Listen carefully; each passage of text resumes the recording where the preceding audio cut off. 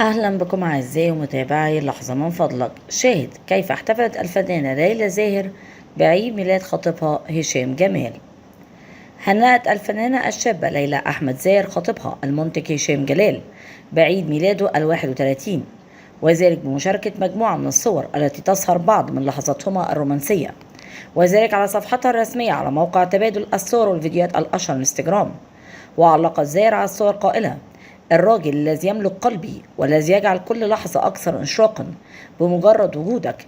لسنوات كنت أفضل صديق لي وأقرب المقربين ومنطقة الراحة، والآن أسميك حب حياتي.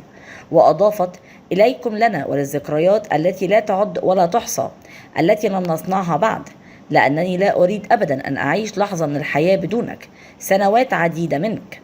أعلن هشام جمال ارتباطه بالفنانة ليلى زاهر في شهر يناير الماضي، وذلك بعد أن انتشرت العديد من الشائعات حول ارتباطهما، ليخرج بعدها هشام جمال في تصريحات تلفزيونية ليكشف عن بداية حبه لليلى زاهر، قائلا: بدأت قصة حبي أنا وليلى زاهر وإحنا بنصور كليب كلمة أخيرة لما سافرنا لبنان. ليلى كانت مع أهلها وأنا مع أهلي، وكنا بنخرج خروجات أسرية، والأسرتين اتعرفوا على بعض، وحصل مواقف كتير من اللي بتبين المعدن. وتابع: أنا لقيت في ليلى وقتها كل اللي ممكن أتمناه، محترمة ورقيقة وطيبة وجدعة، كل المواصفات موجودة فيها.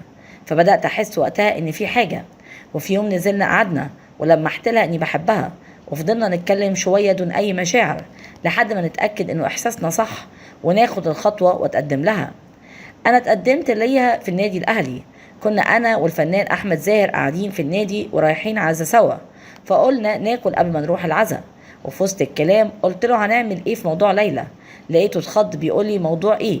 فحكيت له على كل حاجه، واول حاجه سالها لي: هو الموضوع ده من امتى؟ انا فضلت اقول له حاجات كتير تطمنه على بنته، لانه بيحب بناته قوي.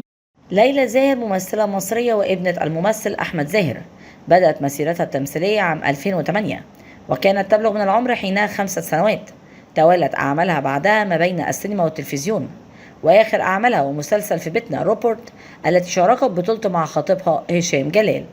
من فضلك لا تنسى الاشتراك في القناة، تفعيل الجرس على وضع الكل، وعمل لايك ليصلك دائما وأبدا كل جديد من القناة. شكرا لكم.